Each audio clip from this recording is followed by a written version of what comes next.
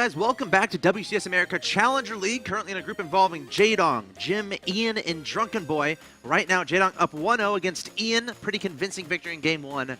Can Ian turn around and win 2 in a row? Kind of needs to. It's going to be super tough. I mean, Jaedong's CVC looks spectacular. He played that first game in such a manner that to beat him, you would have to just outplay him as far as micro and multitasking and macro went, because he didn't take any risks. Yeah. And he played an aggressive style, which meant his opponent couldn't take any risks either. Ian tried to take that risk, skipping and baiting nest, and Jaedong made him pay. Yeah, so, you know, based on that info, does Ian change things up a little bit? Because I feel like, obviously, Jaedong made a little bit of investment, right, into Lings and Banelings early on. Not a crazy investment, not an all-in by any means, but it's one of those things, if Ian plays a little bit more defensively, and he has like 2 Banelings back home, he might enter the mid game with a little bit of advantage because he's not making as many Lings, potentially. That's right. I mean, if you defend well, you can sometimes come up with like a 3 or 4 drone advantage. Of course, Jaedong might drone behind it, and it kind of goes relatively even from there. Right. And Jaedong's a player, I don't think he's too worried about being down by 3 drones for the 20 seconds it takes until he can catch up. And for him, he's willing to just get his opponent's face, control the tempo, get perfect sound information in order to make that sacrifice. All right, here we are in game number 2 on the snowy, the cold Neo Planet S. In the top right-hand location, I present your Red Zerg player from Team Yo Ironman, hailing from Taiwan. Needs to win 2 in a row here to advance to the winner's match of this group. He is Ian. Of course, Ian qualified for Challenger League through the qualifier, and then defeated Minigun 2-1, fell to Major 0-2 to get to this point. His opponent in the bottom left-hand location, representing Team Evil Geniuses. He's 1 win away from advancing to the winner's match to play against Jim. He is Jaedong. So far in this group, the favorites showing why they're favorites. Jim with a dominant performance, 2-0 over Drunken Boy, and Jaedong looking fully in control of that last game against Ian. But we're seeing a little bit of divergence here. Ian going for I think it was a 15 pool, excuse me. It was a 15 pool, which is, I mean, he's just going to go hatchery after it most likely. There's going to be a pretty standard build. And one of the questions with this earlier pool is the couple things you can do with it. Now, you can go straight for the spawning pool, and then when it finishes, don't even make Zerglings, just make drones, and then you're at basically an even situation against the hatchery first build. Or you could try to get some early units, you know, and do something funny there. But Jaedong, you know, with his Overlord, he'd see that. And so I think it's much more likely we'll see Ian just focus on drone production from that spawning pool. He only's getting it early for the faster queen, and also if his opponent did like a 6 pool, obviously it's nice to have those units early. Getting a gas faster than his opponent, so might have a minor advantage as far as how fast speed can get out for those Lings, and of course how fast Banelings can get out. Something we'll keep an eye on. Not going to be a dramatic advantage. Only about 20 gas ahead, so not gonna be a huge deal. But again, fairly standard openings from both of these 2 guys. Both of them on gonna be pretty much exactly even worker count. Of course, the hatchery first, you have a little bit more workers very early on because your opponent is saving us some money to get that queen very fast. But then the spawning pool player catches up very quickly because then the hatchery guy has to save up 3 minerals to get both their queens when those hatcheries complete. So overall, it's very even. You can see it's reflected in supplies as well. Jaedong ahead slightly, again, just because the speed investment was a little bit faster for Ian. Of course, and now we're going to be looking out for the speed of the Baneling Nest, whether or not the Baneling Nest happens, and of course, a potential spine crawler. So let's really keep a close eye on where these guys are going to spend their gas. Obviously, the first 100 going to go towards speed. It's very important you get that right away. Didn't actually mine 100 gas. He mined 88, and then he stopped mining. Which is really interesting. I think that maybe that's a reaction to seeing how the openings went and saying, you know what? Are you suggesting that was on purpose? I mean, Jaedong's not a guy who would No, yeah, that's a great point. Yeah, you're right. I think it is. I think he's thinking, you know what? If I just want to macro up, I can have a little bit of a later speed tech. It could be what he's thinking. This is very late, though. Wait, did he just select the spawning pool? It looks like he did, so. I mean, just having 88 gas right now. Yeah, it's kind of funny. I'm not exactly sure what he's up to. He's prioritizing drones for sure, and he's going to get a little bit of a drone lead, I believe, doing this style. And as long as he can defend, and he'll be fine. He's giving up map control. But can Ian identify that, and then can Ian use that map control to get a faster third, or maybe just play a little greedier as far as tech goes? 100 gas. Still no speed from Jaedong. Adding on 2 Evo chambers and a spine crawler. And a layer. Where did... Okay, I guess where his gas went. I saw his gas dip. Yeah. Like, Of course, 100 gas for okay. layer. I mean, obviously very defensive. Obviously giving up, as you said, map control. But what's going to really break through 2 Evo chambers and a queen and a spine, and 2 queens in the spine here? Yeah, he's totally fine defensively. On the other hand, Ian has recognized this, so Ian doesn't have to get anything as far as defensive units. Now, the question is, what does Ian do? He knows he has map control.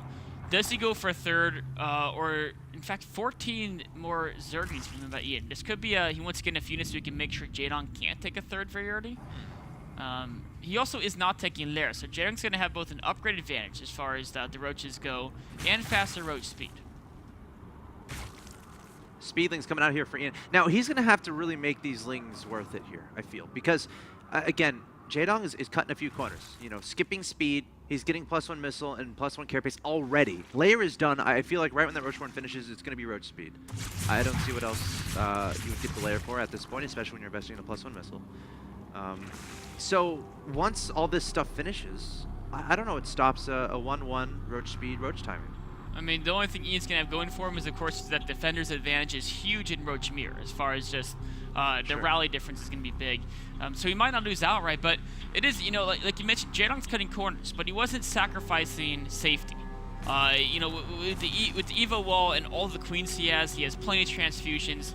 He wasn't really in danger of dying. Of course, he would see an attack moving out, he could add more spawns if he needed to. What he was giving up to cut these corners was map control, but Ian didn't utilize that map control yet. You know, he didn't try to take a fast third base. He didn't try to tech up and upgrade very greedily. In fact, just making nothing but more speed. So he looks like he's going to commit to a giant attack here. He's taking a third behind us, but he's really focusing on unit production right now.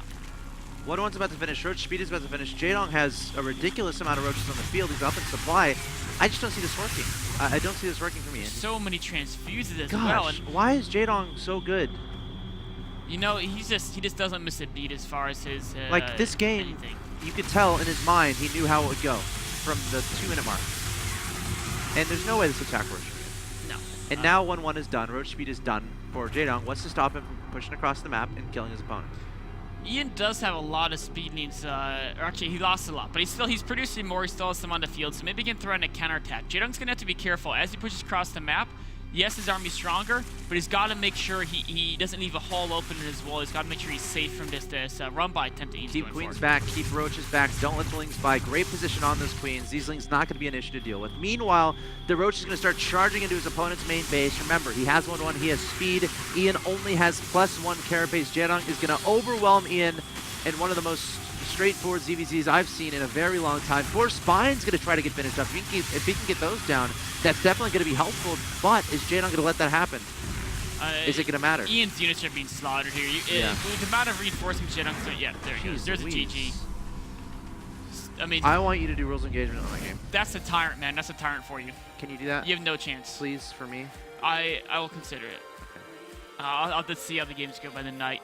But you know what? That's why it's called a tyrant.